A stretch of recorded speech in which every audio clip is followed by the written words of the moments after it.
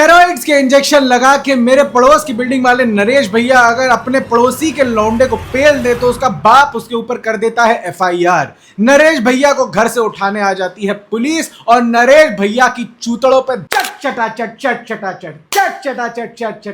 लाठियां तोड़ी जाती हैं। लेकिन वही स्टेरॉइड का इंजेक्शन लगा के स्टीव रॉजर्स चले गए जर्मनी और थूड़ दिया इसने हाइड्रा के विलेन को, तो इनको मिल गया मेडल, इनको बुलाया गया कैप्टन अमेरिका और ऊपर से भाई इनकी पूरी दुनिया में वाहवाही भी हुई। हिपोक्रेसी की भी सीमा होती है दोस्तों। तो मैंने देख ली Captain America the first avenger. Captain America infinity stones अपने बॉल सैक में लेके घूमता है। तो भाई ये कहानी चालू होती है कि आर्कटिक की बर्फ के नीचे कुछ पाया गया है। साइंटिस्ट लोग ने देखा कि साला स्पेस क्राफ्ट या कोई एयरक्राफ्ट जैसी चीज मिली है। शील्ड के लोग आए, उन्होंने आसपास थोड़ी इधर उधर चीजें देखी कि क्या है, तभी पता चलता है कि बर्फ की परत के नीचे उनको एक शील्ड दिखाई दी। ये शील्ड सिग्नेचर शील्ड है कैप्टन अमेरिका की। Cut to 1942, German occupied Norway के एक चर्च में अटैक कर देते हैं योहान श्मिट। नाजी जर्मनी के एक जनरल है और एक साइंटिस्ट भी हैं। इनको लगता है कि दुनिया में, इस पूरे ब्रह्मांड में बहुत सारी जादुई शक्तियां भी हैं। हिटलर ने इनको बोल रखा है कि साला तुम ऐसे एकदम जादुई चीजें ढूंढो,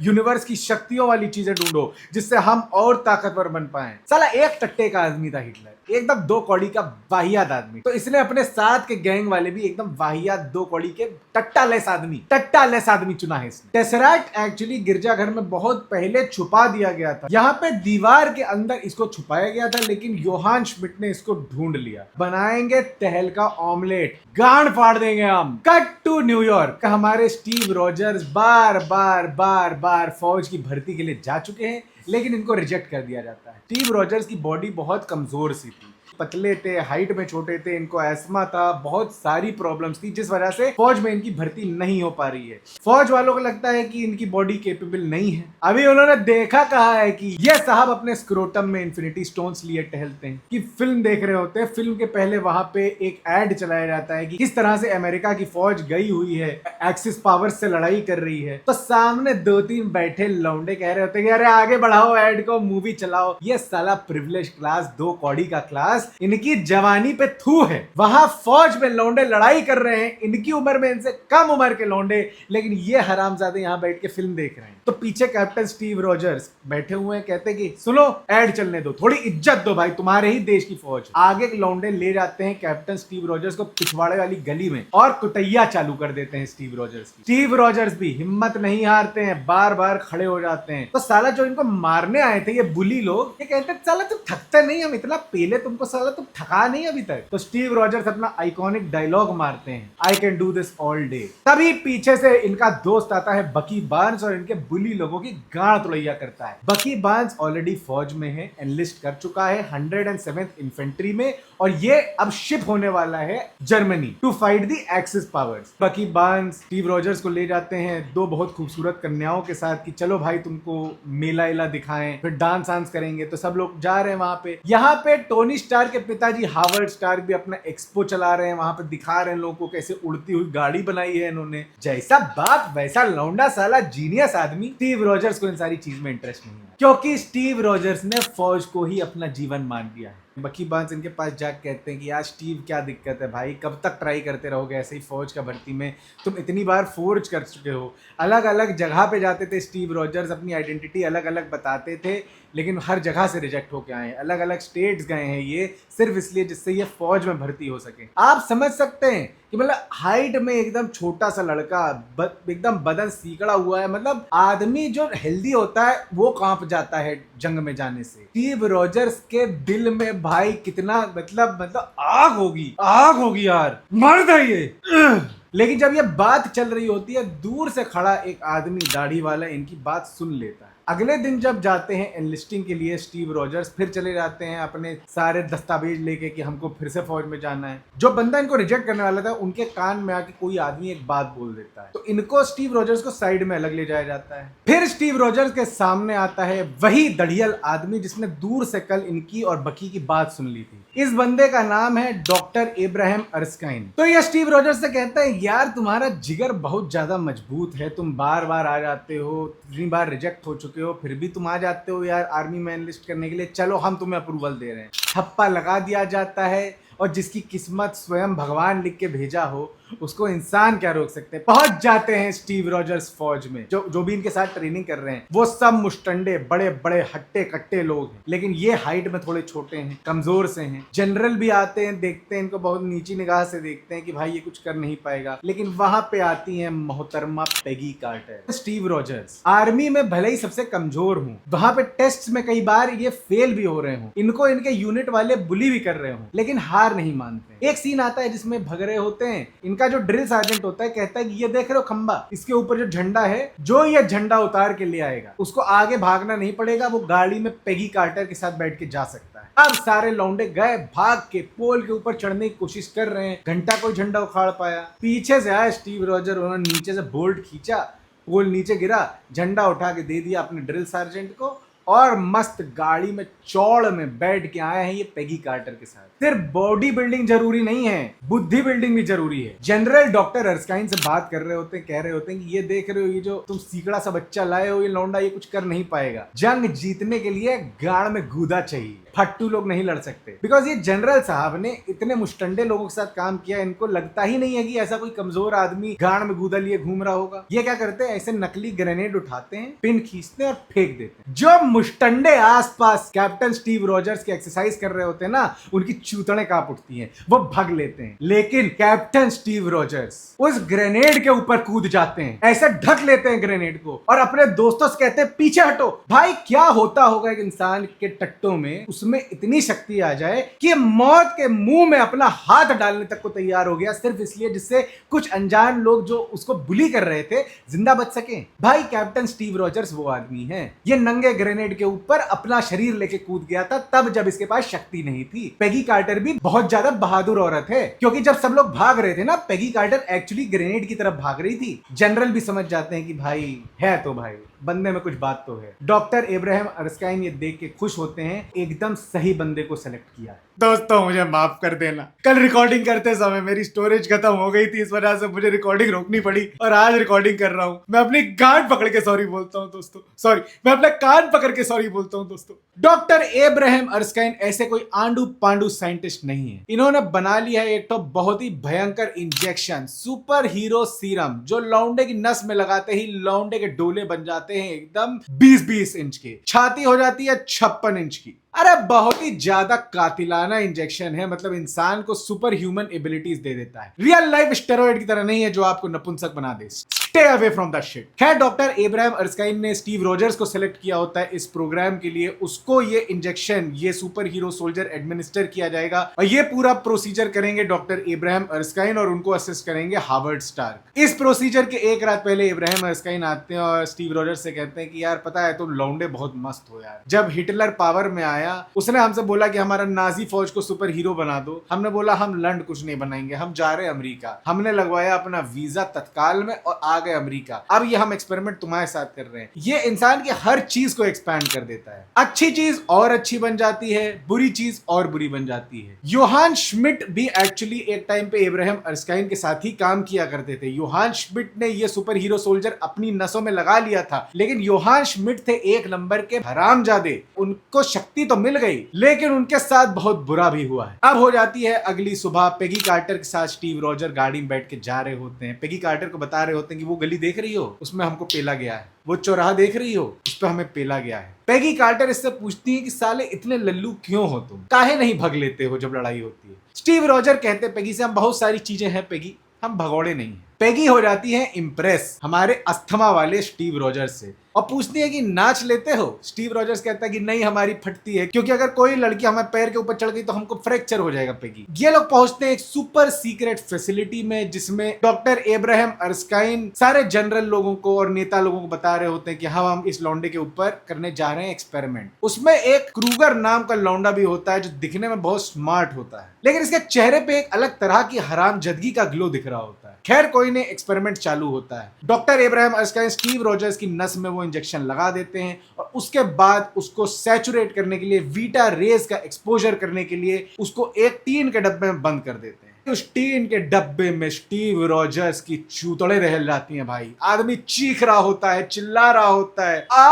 उई माँ। एक पॉइंट पे इब्राहिम अर्स्काइन कहते हैं कि रोक दो इस एक्सपेरिमेंट को, लेकिन फिर अंदर से आवाज आती है कि नहीं, हम पूरा करेंगे। ये अपने बॉल सैक में इन्फिनिटी स्टोन लेके टहलता है स्टीव रॉजर। एक्सपेरिमेंट हो जाता है सक्सेसफुल। टीन का डब्बा खुलता है और उसके अंदर से निकलता है हजारों लौंडों का जिम इंस्पिरेशन, क्योंकि मैंने खुद ये सीन देख के जिम ज्वाइन किया था। स्टीव रॉजर का एकदम दुबला पतला शरीर अब बन चुका है एकदम बॉडी बिल्डर। बिफोर आफ्टर की ट्रांसफॉर्मेशन वीडियो बनाने के लिए स्टीव रॉजर्स ने अपना पहला कदम उठा लिया है, और उनका पहला कदम ही उनका आखिरी कदम था, क्योंकि इन्होंने स्टेरॉइड यूज किए। लेकिन तभी मैंने बताया था वो क्रूगर नाम का हरामजादा लौंडा जिसके चेहरे पे हरामजादी का ग्लो था, वो कर देता है एक बम ब्लास्ट। और डॉक्टर अर्स्काइन देखते हैं कि साला हमारा एक्सपेरिमेंट का जो हमारा इंजेक्शन है वो फॉर्मूला लेके भाग रहा है। इससे पहले कि वो कुछ चीख पाते, डॉक्टर अर्स्काइन को 2 गोली मार देता है क्रूगर और भाग लेता है। स्टीव रॉजर जाते हैं इब्राहिम अर्स्काइन के पास। इब्राहिम अर्स्काइन कुछ कहते नहीं है, बस स्टीव रॉजर की छाती के ऊपर हाथ रख के कहते हैं 56 इंच का सीना हो गया है तुम्हारा। एक्चुअली वो कहना चाहते हैं कि अपना दिल साफ रखना, लेकिन 56 इंच का सीना होने से आदमी का दिल साफ हो ही जाता है। क्रूगर बाहर निकलते हैं, गाड़ी में बैठते हैं, पेगी कार्टर आ जाती। पेगी कार्टर भी मतलब एकदम बहादुर महिला, चलाने लगती है गोली क्रूगर के ऊपर। लेकिन क्रूगर जैसे ही उनके ऊपर गाड़ी चढ़ाने वाला होता है, स्टीव रॉजर्स आ जाता है, पेगी कार्टर को बचा लेता है। और पेगी कार्टर थैंक यू नहीं बोलती। पेगी कार्टर उसे बोलती है मैं उसे अकेले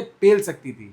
वारी नारी शक्ति, क्या बात, धन्य हो पेगी कार्टर, धन्य हो। बताइए, गाड़ी भाग रही है न्यूयॉर्क की गलियों में, पीछे नंगे पांव लिए कैप्टन स्टीव रॉजर उनके पीछे भाग रहे हैं। और भागते भागते एक ऐसा पॉइंट आता है जहां पे क्रूगर हरामजादा गाड़ी के बाहर निकलता है और एक तो बच्चे को उठा लेता है। क्रूगर पहुंचता है डॉक्स पे और बच्चे की तरफ ऐसे बंदूक पॉइंट करके कहता है कि साला तुम आगे आया तो हम बच्चे को मार देंगे। ये बच्चे को धक्का दे देता है पानी में और चला जाता है सबमरीन में बैठने। स्टीव रॉजर भागते भागते जाते हैं बच्चे के पीछे, और जिंदगी में पहली बार कोई हॉस्टेज यूजफुल रहा है। बच्चा कहता है कि मुझको तैरना आता है, आप जाके गुंडा को पकड़िए। अब क्रूगर की सबमरीन जो है पानी के नीचे जा चुकी है, लेकिन स्टीव रॉजर भी तो अब सुपर ह्यूमन बन चुके हैं। कूद जाते हैं पानी में, तैरते तैरते जाते हैं, क्रूगर की सबमरीन के शीशे में मारते हैं मुक्का और निकाल लेते हैं क्रूगर को बाहर। 2 कंटाप मारते हैं। इतने में जो फॉर्मूला की वाइल थी वो टूट जाती है। तो बेसिकली अब जो सुपर हीरो सीरम है पूरी दुनिया में कहीं नहीं बचा, उसकी जो आखिरी वाइल थी वो भी टूट गई। स्टीव रॉजर पूछते हैं साला तुमको कौन भेजा, किसका गुंडा है तुम? ये साला मरने के पहले पता है क्या कहता है क्रूगर, साला तुम हमारे जैसा एक को मारोगे, हमारे जैसा 100 आ जाएगा। ये एमएलएम बेचने वाला चूतिया है, ये एमएलएम बेचता है ये। और उसके बाद साइनाइड कैप्सूल अपनी दांत में जो दबाया होता है कट से तोड़ता है, खा जाता है और वहीं पे हो जाता है रेस्ट इन पीस। और मरने के पहले कह देता है हेल हाइड्रा। इस बीच योहान श्मिट अपनी पेंटिंग बना रहे हैं। इन्होंने टेसरैक्ट को एज अ पावर सोर्स बना के बहुत सारे अलग अलग आधुनिक हथियार बना दिए। दरअसल डॉक्टर योहान श्मिट के साथ एक जोला नाम का डॉक्टर भी काम करता है। ये भी एक साइंटिस्ट है, दिखने में थोड़ा सा बौना है लेकिन दिमाग से पूरा गौना है। लेकिन अंदर ही अंदर जोला को भी पता चल चुका है कि योहान श्मिट दरअसल पूरी दुनिया के ऊपर कंट्रोल चाहते हैं। ये चाहते हैं कि हिटलर का भी बाप बने ये। योहान श्मिट दरअसल हाइड्रा के हेड है, और ये क्रूगर बेचने वाला भी और कोई नहीं, हरामी योहान श्मिट ही था। अब स्टीव रॉजर आते हैं वापस जनरल साहब के पास और कहते हैं कि जनरल साहब अब हम जाएंगे जर्मनी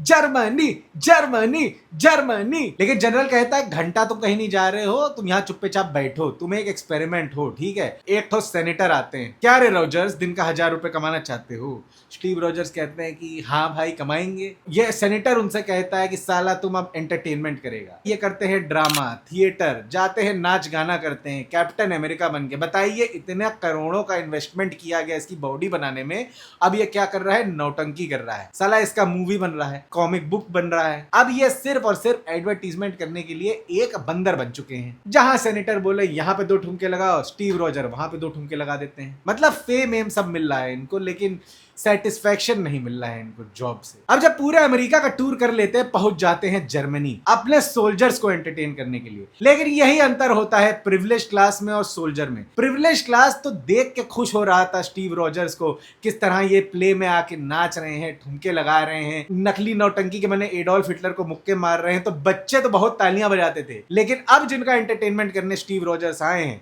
वो कोई आम क्राउड नहीं है, वो एक्चुअली वॉर लड़ने वाले टफ एंड इंडिविजुअल्स हैं से, उनको इन सारी चीजों से कोई एंटरटेनमेंट नहीं मिलता। तो स्टीव रॉजर्स को खूब खरी खोटी सुनाई जाती है, ऐसे पब्लिक से बू करके भगा दिया जाता है स्टेज से। अब वो पीछे बैठ के अपना एक बंदर का ड्राइंग कर रहे होते हैं। इसी बीच आ जाती है उनके पास पेगी कार्टर। स्टीव रॉजर्स देखते हैं, अरे पेगी तुम यहाँ पे? तो पेगी कहती है कि हाँ, हम यहाँ पे सीक्रेट मिशन पे हैं, इसलिए तुमको बता रहे हैं। तो स्टीव रॉजर्स कहते हैं अच्छा अच्छा अच्छा, और कैसा चल रहा है सब कुछ? तो पेगी बताती है कुछ नहीं यार, दिक्कत है यहाँ पे, साला 107th इन्फेंट्री का लोग कल गया था लड़ाई करने के लिए, उनका कूट दिया गया है, काफी सारे लोग घायल होके आए हैं, आधे से ज्यादा लोग को बंदी बना लिया गया। स्टीव रॉजर्स के कान खड़े हो जाते, कहते 107 इन्फेंट्री, इसमें तो हमारा बकी बार्न्स था। स्टीव रॉजर्स भगते हुए जाते हैं जनरल साहब के सामने और कहते हैं जनरल साहब, हमारा दोस्त बकी बार्न्स, क्या वो वापस आया है?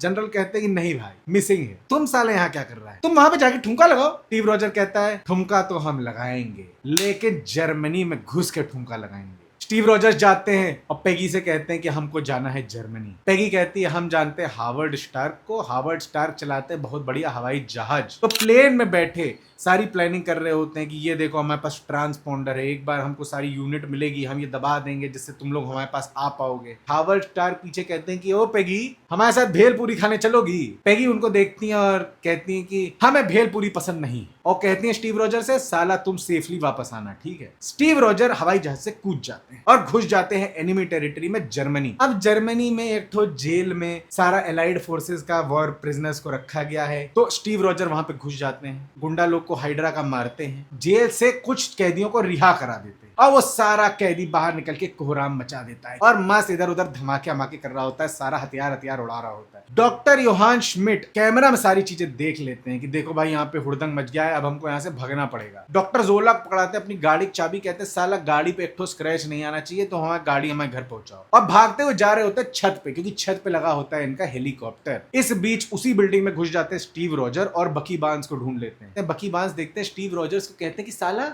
तुम तो इतना सा था, इतना कैसे हो गया? तो स्टीव रॉजर कहता है हम स्टेरॉइड लिए हैं। तो बकी बार्न्स कहता है अच्छा, हमको भी दिला दो यार थोड़ा, हम भी मजबूत बन जाएंगे। स्टीव रॉजर कहता है इरेक्टाइल डिस्फंक्शन हो जाता है। अब स्टीव रॉजर्स बकी बार्न्स की जान बचा के भाग रहे होते हैं पूरी फैक्ट्री में आग लगा के, कि तभी उनके सामने आ जाते हैं doctor Johann Schmidt. Johann Schmidt को स्टीव रॉजर्स 2-3 मुक्का मारता है और योहान श्मिट कहता है कि साला अर्स्काइन तुमको क्या बताया रहा बे, साला उसका पहला एक्सपेरिमेंट हम थे, साला हम भी बहुत मजबूत हैं। और अपना ह्यूमन मास्क उठार देता है और अंदर से निकलता है रेड स्कल। अब स्टीव रॉजर्स से कहता है कि साला हम भाग रहे हैं थोड़ा, हमको सुबह पनवेल निकलना है। बीच का ब्रिज तोड़ देते हैं, पहले बकी बार्न्स को फेंकते हैं दूसरी तरफ स्टीव रॉजर्स, फिर स्टीव रॉजर खुद कूद के चले जाते हैं और बच जाते हैं। इस बीच रेड स्कल हेलीकॉप्टर बैठ के उड़ लेता है। डॉक्टर जोला रेड स्कल की गाड़ी अपने घर पहुंचा देते हैं और स्टीव रॉजर्स सारे के सारे वॉर प्रिजनर्स को उस पर्टिकुलर हाइड्रा की फैसिलिटी से बचा के वापस चले आते हैं। वहां पे जनरल साहब कह रहे हैं कि यार ये साला एक तो ठुमका लगाने वाले लौंडे को बुलाए थे यार स्टीव रॉजर्स, ये कहीं पता नहीं खो गया है जाके। इतने में बाहर खलबली मच जाती है कि अरे देखो देखो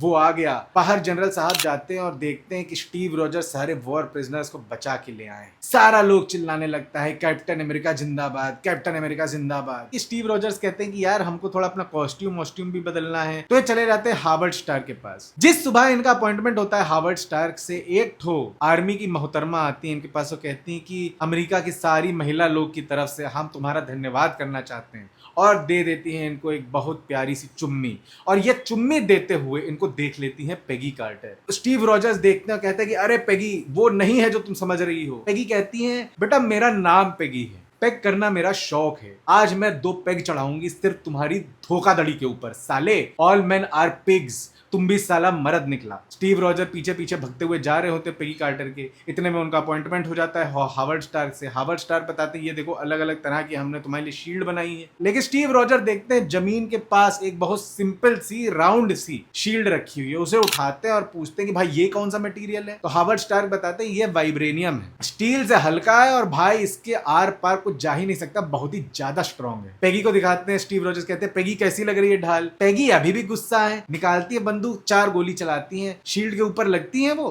पार नहीं हो पाती। तो पेगी कहती है हाँ भाई बढ़िया, और बन जाता है कैप्टन अमेरिका का नया सूट। अब कैप्टन अमेरिका जाके अलग अलग हाइड्रा के बेसिस को तबाह कर रहे होते हैं अपना एक ग्रुप बना के। जब ये हाइड्रा की फैसिलिटी में घुसे थे, इन्होंने नक्शे पे देख लिया था कि अलग अलग हाइड्रा की फैसिलिटीज कहां पे हैं। तो ये अलग अलग फैसिलिटी में जाके वहां पे उद्यम मचा रहे हैं, सारा हथियार तबाह कर रहे हैं, फैक्ट्री जला रहे हैं, जिससे हाइड्रा और ताकतवर ना हो पाए।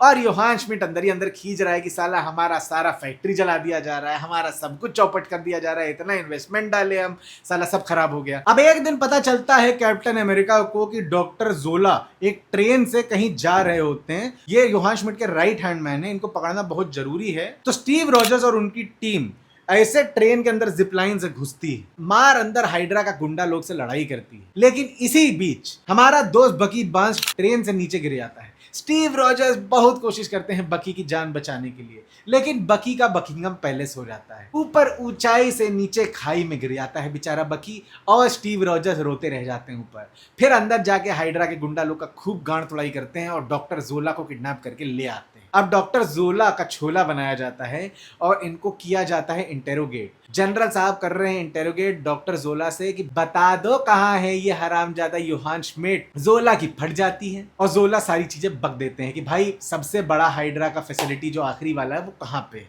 स्टीव रॉजर्स कहते हैं कि साला घुस जाएंगे अंदर और अंदर घुस के मारेंगे इनको। पीछे पीछे इनकी टीम भी आ रही होती है, लेकिन पहले सबसे आगे बाइक लेके यही घुसते हैं। हर जगह एक्सप्लोजन हो रहा है। अब भगते भगते ये पहुंच लेते हैं योहान श्मिट के कैबिन में, लेकिन फिर देखते हैं अरे ये तो एक स्टेल्थ बॉम्बर प्लेन बना दिया है इस आदमी ने, ये उड़ा के सीधे न्यूयॉर्क के पास ले जा रहा है। तो ये कूद के बैठ जाते हैं एक तो गाड़ी में, जो चला रहे होते हैं जनरल साहब और पीछे बैठी होती है पेगी। अब ये दोनों जो है किसी तरह स्टीव रॉजर्स को उस हवाई जहाज तक पहुंचाने के लिए स्पीड में हवाई जहाज के पीछे गाड़ी चलाना चालू कर देते हैं। प्लेन में घुसने के जस्ट पहले पेगी स्टीव रॉजर्स को देखती हैं और एक किस दे देती हैं और कहती हैं हम तुम्हारा इंतजार करेंगे डांस करने के लिए। प्लेन में जाके ये कर देते गंडिया तोड़ाई रेड स्कल की। रेड स्कल ने ये जो प्लेन पावर किया था, ये पावर किया था टेसरैक्ट से। स्टीव रॉजर्स जो है ऐसे रेड स्कल को लतियाते हैं, रेड स्कल उड़ के लड़ते हैं पावर सोर्स से, और टेसरैक्ट जो है एकदम आग बबूला हो जाता है ऐसे पोर्टल खोल देता है, उस पोर्टल के अंदर घुस जाते हैं रेड स्कल।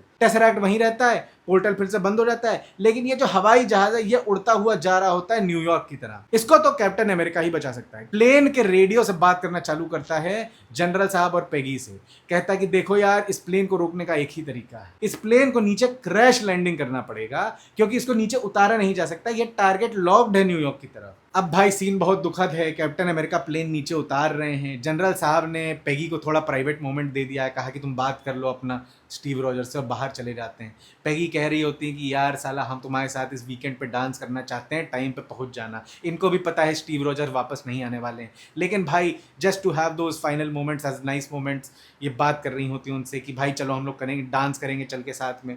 स्टीव रॉजर्स का प्लेन नीचे जा रहा होता है, कह रहा होता है हाँ पेगी हम आ जाएंगे डांस करने, इस टाइम पे इस जगह पहुंचेंगे। और जैसे ही ये बोलते हैं इनका प्लेन हो जाता है क्रैश हो जाता है आर्कटिक सर्किल में, और बर्फ के नीचे चला जाता है इनका प्लेन।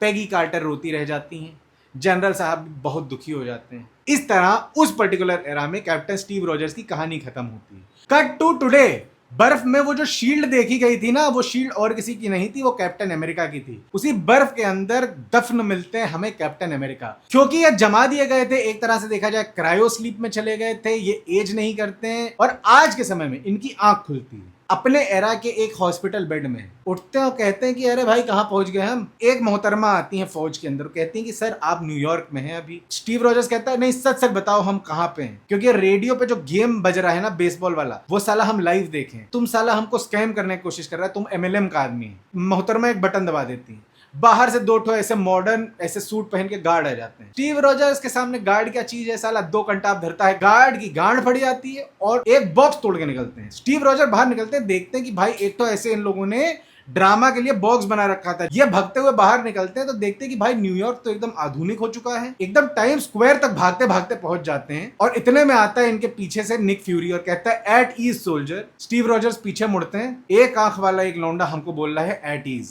फिर निक फ्यूरी उनसे कहते हैं माफ करना भाई पीछे नौटंकी के लिए, लेकिन आप थे बर्फ में दफन, इसीलिए हमने सोचा धीरे धीरे आपको ये चीज बताई जाए कि 70 साल से आप सो रहे थे। तो स्टीव रॉजर्स पहले तो इधर उधर देखते हैं, फिर कहते हैं साला पेगी के साथ डांस नहीं कर पाए, हमारी डेट थी यार निक फ्यूरी, और मूवी हो जाती है खत्म।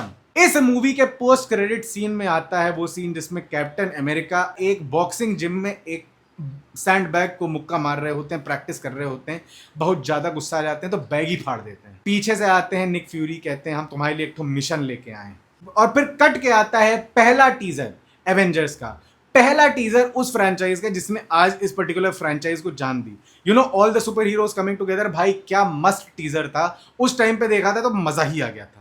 मेरे को ये मूवी जब मैंने पहली बार देखी थी मेरे को थोड़ी बोरिंग लगी थी। एक तो इस मूवी की लेंथ बहुत ज्यादा है और एक पुराने एरा की मूवी है, तो उस टाइम पे जब मैंने देखी थी मैं छोटा था तो मेरे को उतना ज्यादा मजा नहीं आया था। But as I grew older I actually started liking Captain America a lot. पहले मेरे को उतना ज्यादा अच्छा नहीं लगता था, but over time Captain America grew on me, especially जो इसकी सेकंड मूवी आई थी कैप्टन अमेरिका विंटर सोल्जर की, उसके बाद।